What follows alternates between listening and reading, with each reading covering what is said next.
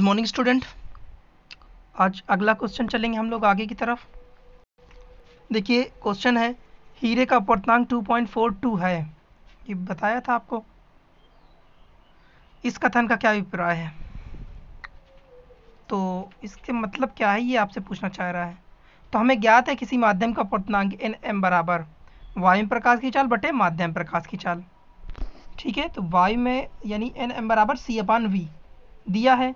सी बराबर हमको पता होता है कि 3 × 10⁸ मीटर प्रति सेकेंड होता है। एन एम बराबर दे दिया, तो अब हम निकाल सकते हैं। अगर यहाँ पर हमको ये देकर एक क्वेश्चन ही पूछ लेता कि इसमें प्रकाश की चाल बताइए, या सीधे सीधे आपसे कहता है कि हीरे में प्रकाश की चाल कितनी होती, तब भी हम निकाल लेते, क्योंकि वी ही तो आपके प्रकाश की चाल है हीरे में। सी बराबर निर्वात में प्रकाश की चाल, एन एम बराबर अपवर्तनांक, तो वी बराबर सी अपान एन एम रख सकते हैं ना। तो हमने रखा 3 × 10⁸ अपान 2.42। हल करेंगे इसको 1.24 × 10⁸ मीटर प्रति सेकेंड आएगा। अब इसे आपसे कहते हैं कि इससे क्या मतलब है, या हीरे का अपवर्तनांक इतना, इससे क्या अभिप्राय है, तब भी आपको यही करना है। या आपसे कहते हैं कि हीरे का अपवर्तनांक इतना है, प्रकाश की चाल इतनी दी हो या न दी हो। प्रकाश की चाल तो पता ही होती है ना निर्वात में, और हीरे में प्रकाश की चाल क्या होगी, तो ये आपका निकल के आ गया। यानी कि एक बात समझिए कि किसी भी चीज में अगर आपको अपवर्तनांक पता है तो उसमें प्रकाश की चाल आप निकाल सकते हैं, कोई दिक्कत तो नहीं है ना भाई। जैसे यहाँ पर आपने अपवर्तनांक का यूज करके और निर्वात में प्रकाश की चाल यूज करके v बराबर 1.24 × 10⁸ हीरे में प्रकाश की चाल निकाली है। अगर किसी भी माध्यम में, जल का हो, कांच का हो, किसी भी माध्यम की अगर आपको अपवर्तनांक पता है तो उसी प्रकार से वायु में प्रकाश की चाल और अपवर्तनांक ले करके आप आराम से निकाल सकते हैं।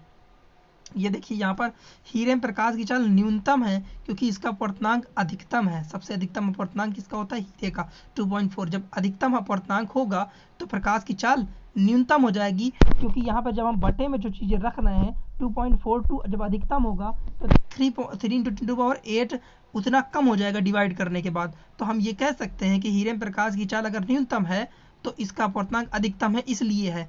हीरे में प्रकाश की चाल वायु के प्रकाश की चाल का 1/2.42वां भाग है। ये बात याद रखनी है। कितना है भाई, प्रकाश की चाल का 1/2.42वां भाग।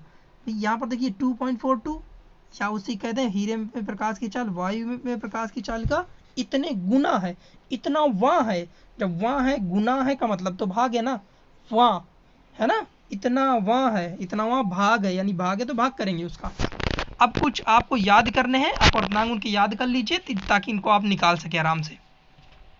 ये सारे आपको नोट डाल के लिख लीजिएगा इसी के बाद, ठीक है।